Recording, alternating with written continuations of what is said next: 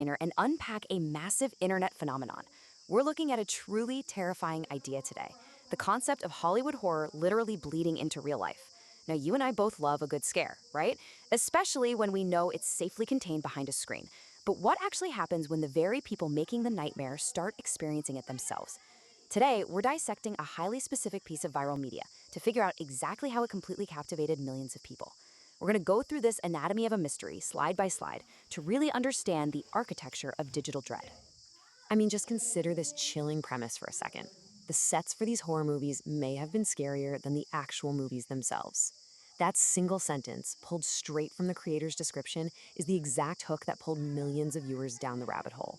It totally breaks the fourth wall and dismantles that sense of safety we usually have. As a viewer, you're suddenly not just watching actors pretend anymore, you're invited into the supposedly true behind the scenes reality where the danger is very, very real. So here is our roadmap for the explainer. First, the viral nightmare. Then we return to Amityville, unpacking the possession, the Curzing's curse, the omen, and finally, beyond the screen. Okay, section 1, the viral nightmare, anatomy of an internet phenomenon. Let's start with the sheer scale of this whole fascination. Over 3.3 million views. That metadata right there proves we aren't just talking about some obscure niche corner of the internet. This is mainstream curiosity. It tells us that audiences are no longer just satisfied with the fictional, scripted scares we get in theaters. There is this massive, collective hunger out there to uncover the macabre, unscripted reality of filmmaking. And honestly, this perfectly illustrates the massive reach driving the phenomenon. The creator behind this, Mr. Nightmare, boasts over 7 million subscribers and pulled in 106,000 likes on this specific deep dive. This isn't just random luck of the algorithm, folks. This is a total masterclass by a creator who knows exactly how to curate an overarching sense of dread for a super dedicated audience.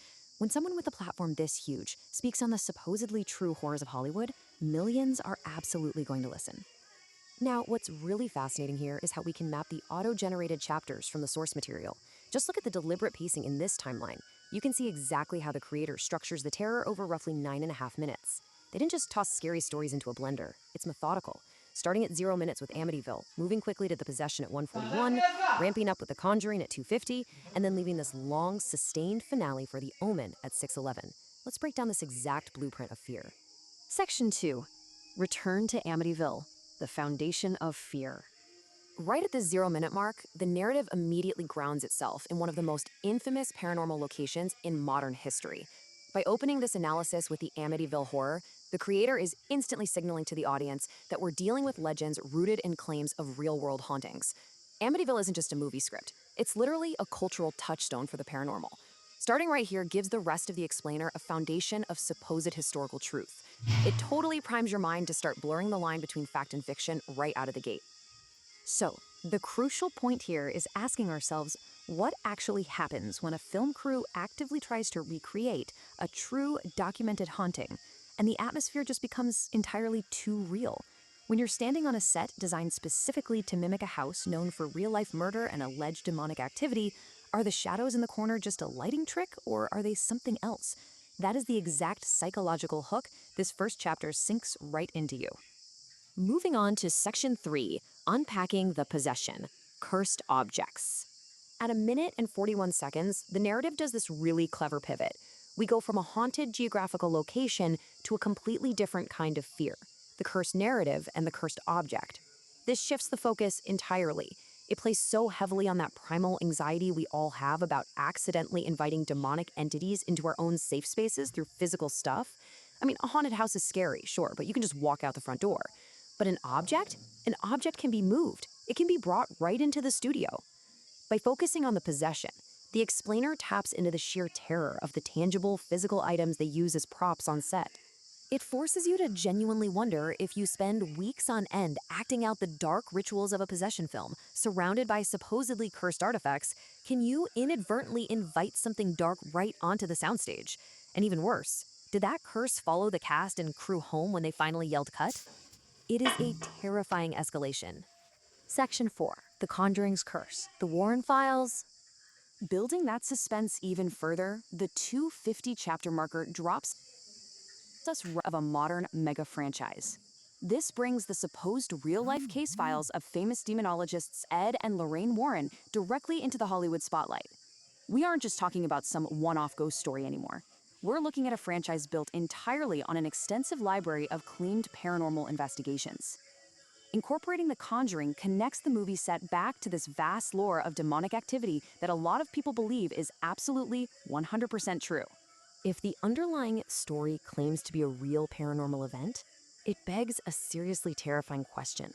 When does a movie set actually cross the line and become a paranormal investigation itself? If the filmmakers are out there recreating the Warrens' darkest files, is it possible the supernatural elements actually rebelled against being filmed and exposed? The lines between the actors making the movie and the real-life investigators they're portraying begin to completely dissolve. Section 5. The Omen, A Legacy of Doom. At 6 minutes and 11 seconds, the source material arrives at its absolute climax, and this is notably the longest segment of the entire piece, deliberately placed at the very end to anchor this whole premise in Hollywood's most enduring, undeniable legend of a cursed set. While the other films we talked about might have had some creepy occurrences, the sheer volume of tragedy surrounding The Omen elevates it from just spooky to genuinely disturbing. It forces us to ask the ultimate question: was the production truly doomed from the start? Saving this heavy hitter for last is just a masterful way to close the core narrative.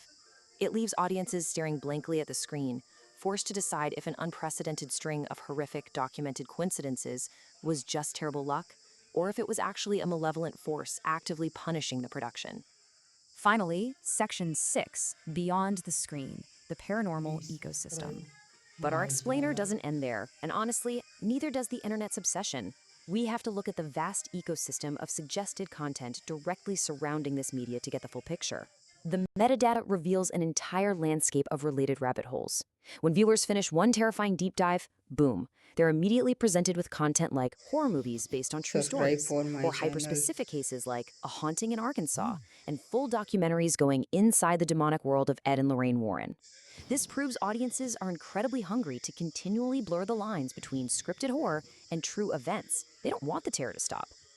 Look at the sheer volume of viewers actively seeking out these true-life ghost files across all these different channels. It's staggering. We've got CZ's World pulling in Subscribe 666K for more views on True channel. Story Horror. Fitting number, by the way. The Ghost Files hitting 2 million views on a regional haunting. The Tape Library grabbing nearly 800,000 views dissecting the Warrens.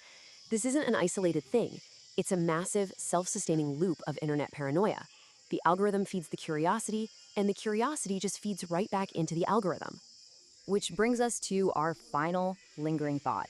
After dissecting the massive reach, the brilliant structure of the Dread, and this sprawling ecosystem of real-world horror content, we really have to ask ourselves, are these just online ghost stories fueled by clever marketing and confirmation bias? Or did the horror truly bleed off the screen? Well, whatever you choose to believe, I leave you with this. Are you ever going to be able to watch these 4 movies the exact same way again?